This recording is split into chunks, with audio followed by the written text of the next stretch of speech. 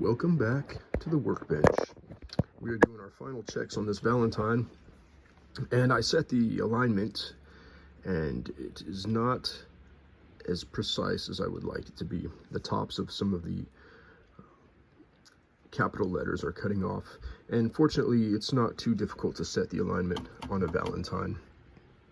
There is a adjustment screw on this side for the lowercase, and then underneath that screw, the one that's behind it, is the uppercase setting, and that's what we're going to adjust. We're going to bring everything down just a little bit so that way the letters are writing on the writing line correctly. But in order to do that, we have to take this Valentine out of its shell, and it isn't a strict, obvious procedure like you would see on the other Olivettis. So we're going to go ahead and pull this shell and do an alignment. The video might be longer than 10-15 minutes, but we're gonna give it a shot. And if it all goes as planned, you will be seeing this video later on today. But we're gonna start with pulling off this, excuse me, coffee. It's early in the morning for me. Yes, we're gonna pull off this chin spoiler, or this chin guard, and this is just a free floating chin guard. And to do that, I got these Napa. This tool set was at Napa for $1. You can go on Napa Tools, or the auto parts store, Napa Auto Parts online, and these were on sale for $1, and you get the 5 mil. These are the super tiny sizes, and this actually is a good Olivetti set to have if you're going to do some work on Olivetti. And the 5 mil comes in handy on some Olympia models to set the escapement trip points. And it comes with a little breaker bar. But yeah, just go on Napa Auto Parts online, add these to your cart, and they'll ship it to your store for free. So you can pick up like one of these for $1. You just have to drive down to your Napa store and pick it up. Very handy to have these mini nut driver guys. Working with tiny screws, need some tiny tools. So onto that, or on that note, we are going to switch to work mode. Hopefully we have everything we need in this little kit, and that should be it. So we're going to pull out our 5 mil. I'm going to flip the machine over. First we're going to make sure the carriage is locked, so we don't need that sliding around. It's pretty easy to take this machine apart, out of its shell at least. Let's see here. So first thing we're going to do is pull out these line frame, of course, professional typewriter workshop. And so you get this little breaker bar, boop, that helps you turn. Very cool. Best $1 I spent this week. Breaker bar back. We'll go ahead and finish. And then these have a lock washer. The only thing about these nut drivers is sometimes the nut gets stuck inside of the cap, inside of the tool. So put this off to the side. I'm actually going to keep these screws into this little divided tray right here, and we'll use that as our little tool guide. I'm going to pull off these lock washers with a magnetic screwdriver and maybe the help of a spring hook tool, because you don't want to lose those. You don't want to lose anything. I mean, it would work without it. Dink. Pull off the other one. Pull off the other one. Eventually, it would help if I had 2 magnetic screwdrivers. I mean, I could shake the shaky, give it a shaky to pull those off. So the correct way. And then that's it. The chin plastic piece comes straight down, like so. And then you'll just put that off to the side and keep that protected. And that's about it, guys. The rest of the procedure is super easy, because you can see there's 4 screws, 1 on each corner, and you'll go ahead and pop that off. 1, 2,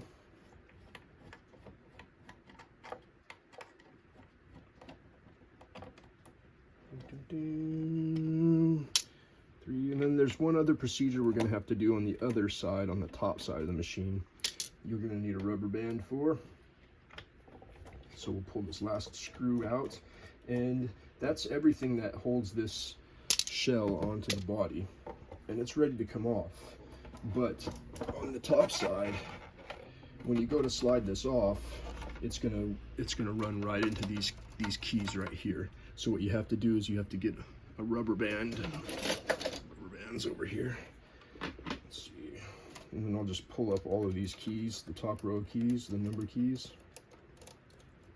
Go ahead and gather all those up, and if they don't wedge together, you can use a rubber band to hold them, and kind of, this is a giant rubber band, it helps. It doesn't have to be a giant rubber band. Go ahead and use anything you got. And then the only other clearance issues you would have is this margin release key, but it doesn't cause any interference. And then you have your tab set on one side and your color ribbon select on the other, and you just make sure that those are out of the way, and then you go ahead and there's this little crossbar right here. This is a support bar for the frames, the side of the chassis, and you can pick it up by that, it's fine. And then that'll go ahead and allow you to pull the case of the machine out, and then you can give it a clean and polish. You won't have to worry about it getting chemicals on it. You can go ahead and pull this rubber band out of the way for now and get that down, because we are going to be typing on this machine. And we'll get it out of carriage lock, and we'll continue on with our alignment process. We're going to get a piece of paper out, and we're going to feed it into the machine, like so. And then we're going to find our H key, because that's what we're going to use. But in this case, we're probably going to use the T, because that's what I noticed had the fade issue. Let's take a look at the top of the T here. You can see the top of the T is not quite dark enough. It's printing, but it's not hitting the ribbon, which means this basket is probably a little too high. And on this Valentine, it's pretty neat because they give you the option to have a separate lowercase adjusting screw. And on the other Lateras and the Doras and the 314s, usually it's just the one main screw in the back like this. They don't even give you this option. It's just this one in the back, and it works both at the same time, the uppercase and lowercase. So it's kind of a tricky balance. You have to set that.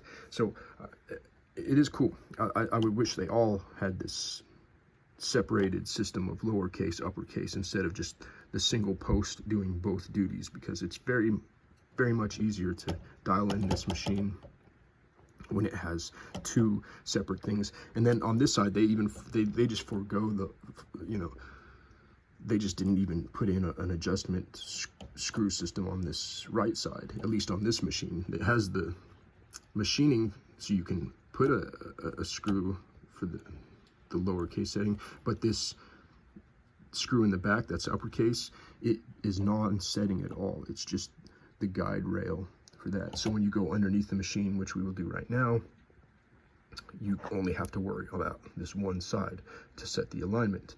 Normally you would have to do both sides, and on the other Olivetti Latera 32s, you would have to adjust both sides, but this we don't. So we're going to throw this back into the stand, and then we're going to flip the machine over, like so. And we are going to take our trusty 5mm micro tool that we got, because it uses the same micro tool. And what are we working on, the left side? Yep, the left side is the adjuster. This one. Yep. Left side. We might need a 7mm at the top side. So we'll go ahead and crack this loose as soon as I find the breaker bar hole. Crack that loose. Now, I guess we can do it from the top. The T was sitting 2 low. So it needs to come up. So we're gonna take this flathead and we're gonna come up with this adjuster, like a quarter turn at a time, and see if that, yeah, it's still not coming up.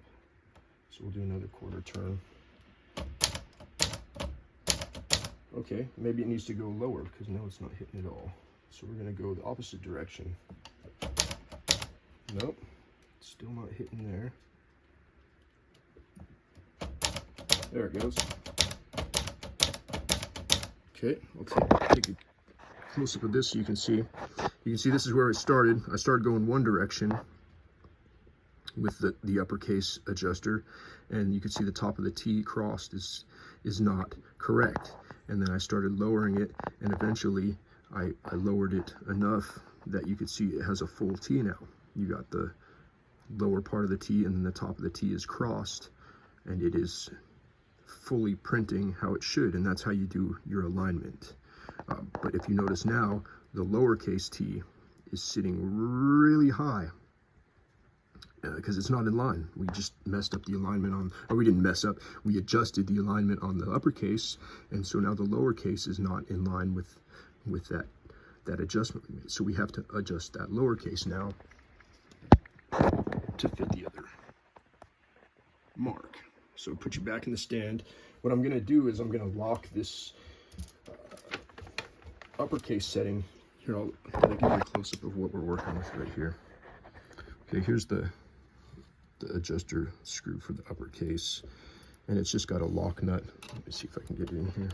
And I'm just gonna tighten this back up with the tool. And hopefully it didn't move, which it might have. We'll have to. So I'm doing this one-handed here. So we'll lock this down, click, lock down the lock nut. And you can get to this without having one of these tiny drivers, but they only give you enough room to fit this thing in there. You can come at it from this side with a micro wrench, but it is not fun.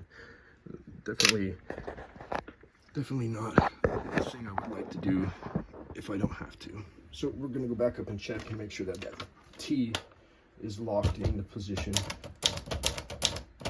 Yeah, it's pretty good. It's pretty good. Yeah, we'll call that a win. So we're gonna go down to a new line, and we're gonna work on that lowercase adjustment. And I believe this is a 7mm. And these are the micro wrenches I normally use. I wish I had a whole set of these eyeglass nut drivers because that would be helpful. I believe it's a 7. We'll try the 7. So on the top side, let's see here. Let's see if we can widen our margin, clear that handle. We'll just go ahead and break that loose. And so we went, what did we do? We went down with it. So this lower case is going to have to go down. So I'm going to just crank this in a half a turn, because that's about what we did before. Kitties, no. Kitty, don't jump up here. And we'll try to see if that, well, it's not lining up perfectly. So I'm going to go down a little bit more. All right, we're getting there.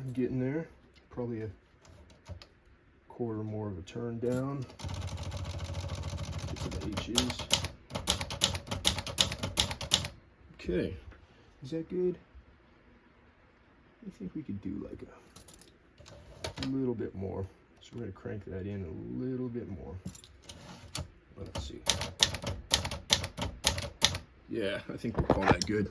And if you come over here, you can see now we are lined up completely.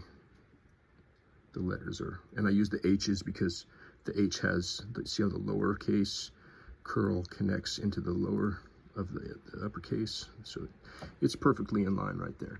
And what I'll do is I'll come back and I'll lock down this lock nut and make sure that this flathead stays in this position that it's at right now, because it's locked in and we don't need it to change.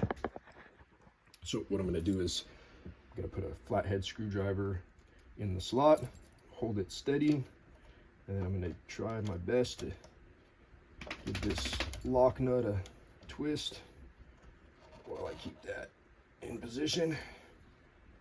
Make sure that it doesn't go anywhere, and then I'll come back and I'll check the alignment to make sure that it stays. Yep.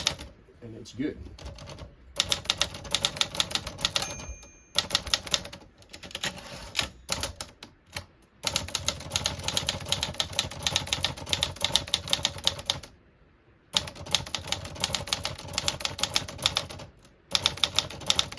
Yep, it's good. Very good. All right, guys, that is an alignment set on an Olivetti Valentine, and the procedure goes the same for almost every typewriter that have these adjustment screw settings. And like I said, most machines will have one on each side, either on the carriage. If it's a carriage lift, you'll see one on each side of the carriage, like on the Olympias. If it has a segment shifted, you'll find something that's usually on the segment. A lot of times they're on the bottom in the center, like right here, like on the Smith Corona machines. You'll find them where this thing goes. But basically what you're doing is you're looking for stop points in the movement. So you're going to look all around a machine until you've come across things that would look like it would stop the movement and have adjustment points on it. And that's pretty much what you do for all your typewriters. You go around and look for those stopping points. So the installation is reversal of removal of the body. We're going to go ahead and pull the number keys all the way back up, rubber band them in, slide that front panel on, screw in the 4 screws, and then put in the chin spoiler, wipe it down, give it another type test, and make sure everything is solid. And that is it for a type alignment procedure. So hopefully you guys find this video informative and useful and see how the normal process goes. And this one was pretty quick because I knew it was it's already been, the alignments have already been set, and it was just a matter of fine tuning in that setting. But a lot of times there's such fine adjustments on those screws that it can take you 20 to 30 minutes of going back and forth of finding the perfect position for each. And that's it. Yeah, 17 minutes of hopefully crisp, clear instruction. But we'll talk to you guys later. I'm going to get this buttoned up, and we'll talk to you guys next time. Have a good weekend. Hot Rod Typewriter Company.